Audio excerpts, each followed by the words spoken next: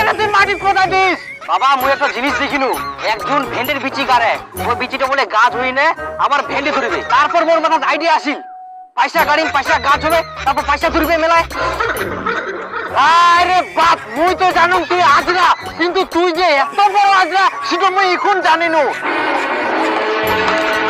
এরকম ভুল কেউ করে, গাড়ি বইতে টাকা টাকা হবে, খুচরা পয়সা গাড়ি কত টাকা লাভ হবে?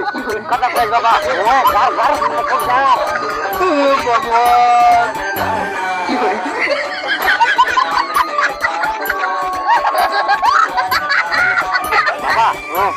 আরেকটা আইডিয়া আসিয়া, যদি সোনা গাড়ি তাহলে তো সোনার গাছ হবে, সোনা ধরবি মেলায়। তুই তো একদম ঠিক কথা কয়েস বেটা। হ্যাঁ, শেষ করতে পারি।